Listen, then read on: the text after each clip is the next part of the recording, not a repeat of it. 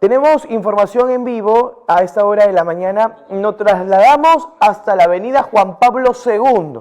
Ahí está. Ya lo tenemos en imágenes a Carlos Urcia. Carlos, coméntame por favor cuál es la expectativa que se vive en estos momentos, a minutos ya del desfile cívico-militar que se registrará. 203 años de independencia, celebremos juntos lo orgulloso de ser peruanos. Pero para hablar de peruanidad tenemos que hablar pues de Estado, y para hablar de Estado tenemos que hablar de las constituciones que hemos tenido en estos 203 años de República. Y para eso hemos invitado pues al doctor Gustavo Bereao, quien es obviamente abogado constitucionalista, conoce mucho de esto y hemos querido tenerlo para conocer un poquito más. Doctor Gustavo, buenos días, bienvenido. Muy buenos días, señor Urcia. Un gusto saludarlo aquí presente en estas fiestas patrias, ¿no es cierto? Fiesta nacional. Efectivamente, cuando hablamos de Estado, hablamos de independencia, tenemos que hablar de la importancia de las constituciones en nuestro Perú, ¿no? ¿Cuál ha sido la trascendencia finalmente de esta Carta Magna en estos 203 años? Indudablemente que en estos bicentenarios, me dejo entender, desde la primera constitución política de 1823, que es producto del primer Congreso Constituyente de 1822, la gran obra del generalísimo José de San Martín, que es nuestra primera carta, que damos inicio a la formación del Estado peruano.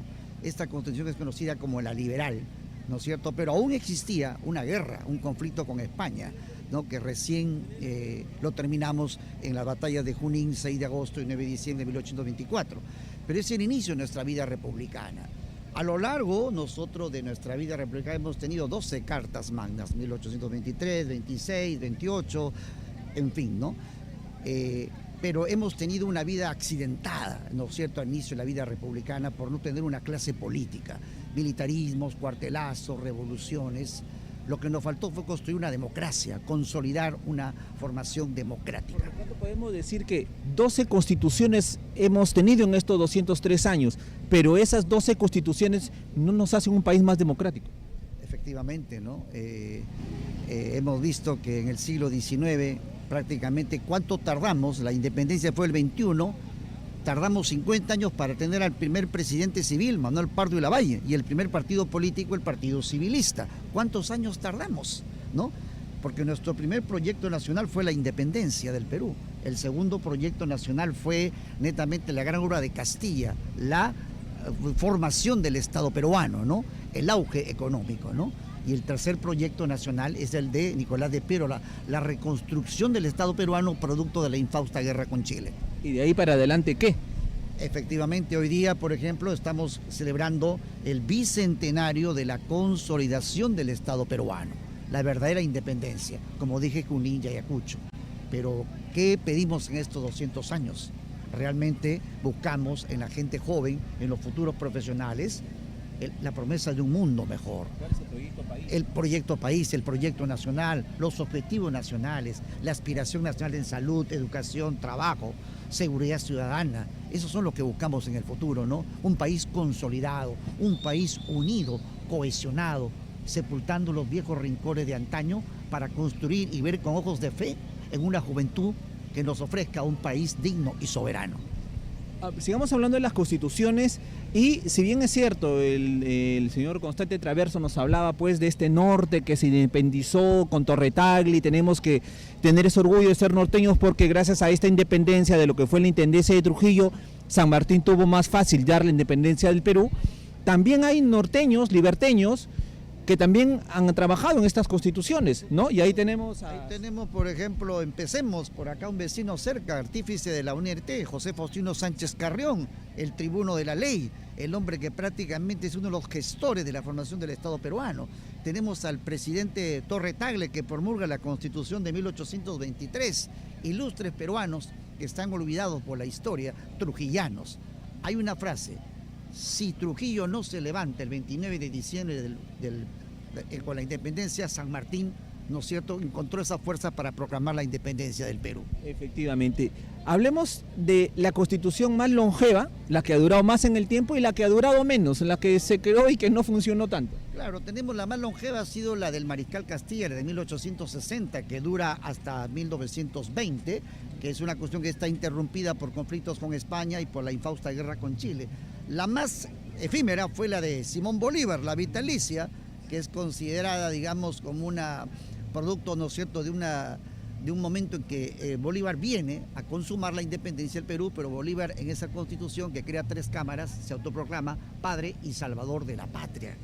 Aquí, si me permite un minuto, Bolívar, ¿no es cierto?, un libertador, pero con mucha vanidad. San Martín, un hombre humilde, sencillo, por eso la historia lo recuerda mucho.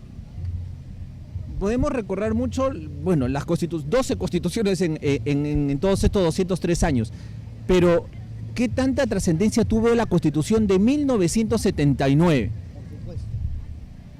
Terminamos una dictadura militar, los 7 años de Velasco y los 5 de Morales Bermúdez. Morales Bermúdez aperturó el retorno a la democracia con la convocatoria de una asamblea constituyente y las elecciones políticas del 80. Ahí el peruano más ilustre del siglo XX, Víctor Raúl Haya de la Torre, vetado por los militares en épocas antiguas, es elegido presidente de la asamblea.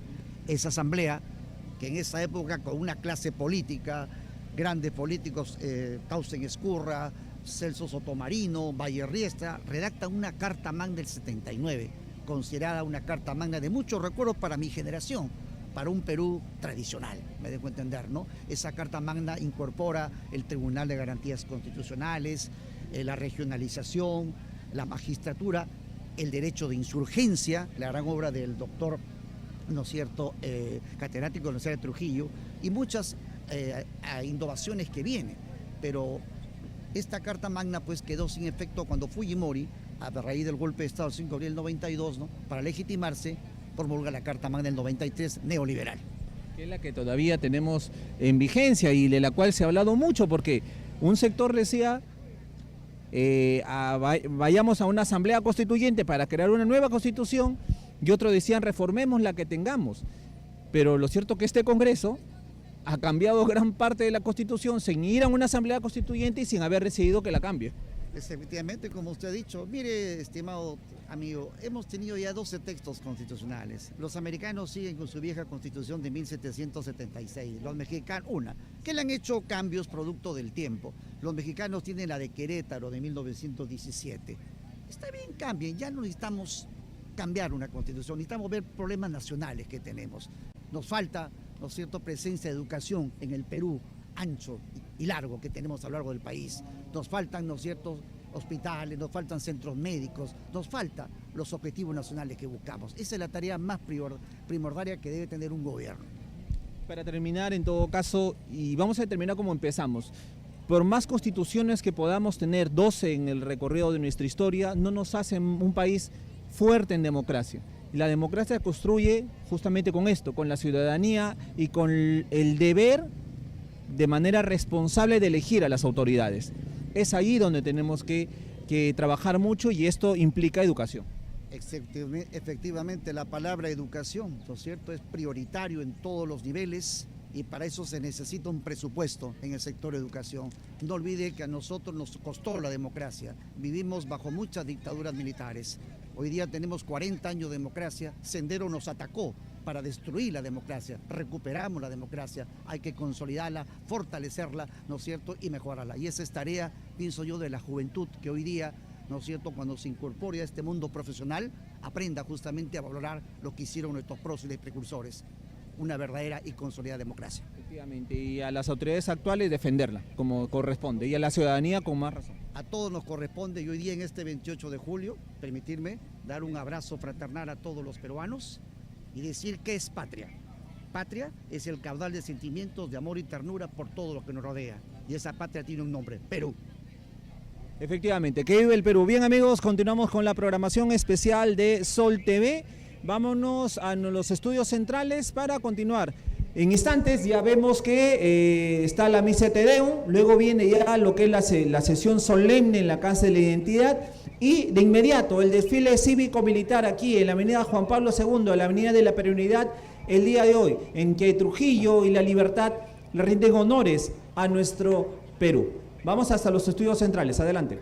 Gracias, Carlos, que viva el Perú, sin duda alguna. Efectivamente, hemos estado muy al tanto de esta conversación, del diálogo que has sostenido con el historiador Verao, quien habla de que en el transcurso de la historia peruana 12 textos constitucionales se ha tenido y que algunas personas piensan cambiar la Constitución, sin embargo para él el tema que se debe abordar en estos momentos es los problemas nacionales, los problemas sociales, como es las brechas en educación, en salud, las brechas de seguridad ciudadana, ¿no? que hoy en día estamos pasando todos.